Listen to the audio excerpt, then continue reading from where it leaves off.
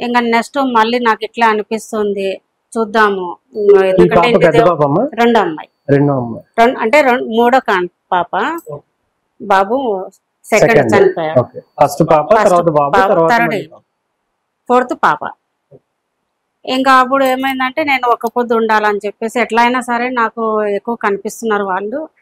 ఇంకా నా పేరు అదే సుభాషిణి కాబట్టి సుబ్రహ్మణ్యానికి నాకు పేరు అదే పేరు పెట్టారు కాబట్టి అని చెప్పేసి ఇంకా ఒక్క పొద్దు ఉండాలని చెప్పేసి నాగల చవితి రోజు ఉండాలనుకున్నాను.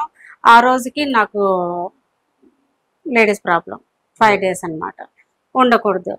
అంటే ఇంకా దూరంగా ఉండి పండగ రోజు నాకు, అంటే మా ఊర్లో పల్లెటూరులో అత్తగారి ఊర్లోనే నాకు, అంటే వరుసకు ఆడబిడ్డ వరుస అవుతుంది, అక్కని పిలుస్తాను.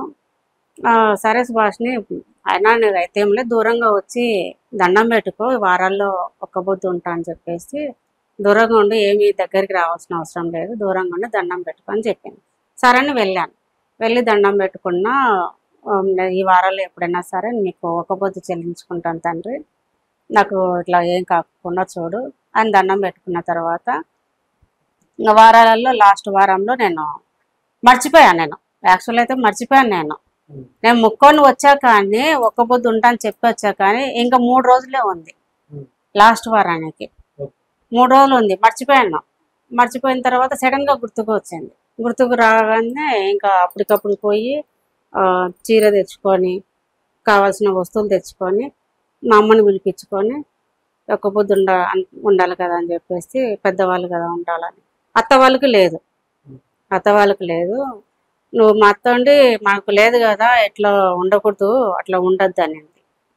సరే అత్తయ్య, నాకేమి ఇట్లా మా అమ్మ వాళ్ళకి నాకు ఇదే కదా, ఇట్లా నాకు అనిపిస్తున్నాయి, ఉండాలనుకుంటున్నా, ఉంటాను అని చెప్పిన. ఇంకేం అనలేదు, మా అత్తమ్మ కూడా ఏం అనలేదు, ఇంకా కాముగానే ఉండింది.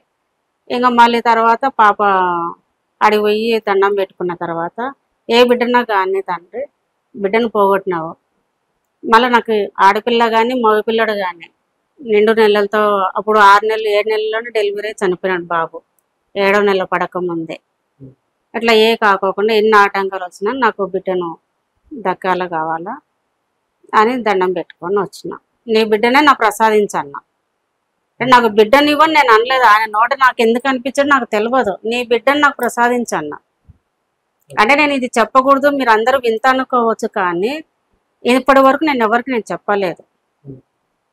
దండం పెట్టుకొని వచ్చినాక ఒక్క పొద్దు ఉన్న తర్వాత 3 రోజులు పాము అనేది నా పక్కన ఉన్నట్టు కనపడ, అంటే స్పర్శ కూడా తగిలేదు.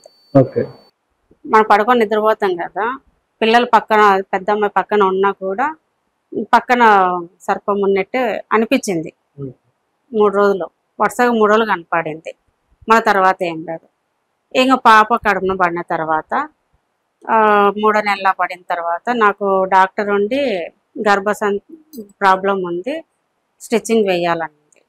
సరే అని చెప్పి స్టిచ్చింగ్ చేసిన తర్వాత కూడా 4వ నెలలో ఇట్లా మనం నిల్చొని మాట్లాడుతుంటే ఎవరో తోసేసినట్టు బోర్ల పడ్డా. ప్రెగ్నెంట్ అప్పుడు బోర్ల పడ్డా. అందరు ఉన్నారు కాబట్టి మార్నింగ్ 7:30 7 అట్లా ఉగాది పండగ రోజు, అప్పుడు ఆ రోజు బాగా గుర్తు నాకు, కనుమ పండగ రోజు మాట్లాడుతూ అట్లే పడ్డా అనమాట. అందరూ నన్ను ఎత్తుకొని పక్కన పడుకోబెట్టి నీళ్ళు కొట్టి, ఎందుకు ఏమైంది, గర్భవతి కదా, ఎందుకు ఇట్లా పడుకుంది, ఏమైనా ప్రాబ్లం అయిందో, అప్పుడు బాబు చనిపోయినాడు, ఇప్పుడు ఇట్లా అయింది అయ్యో అనేసి అందరూ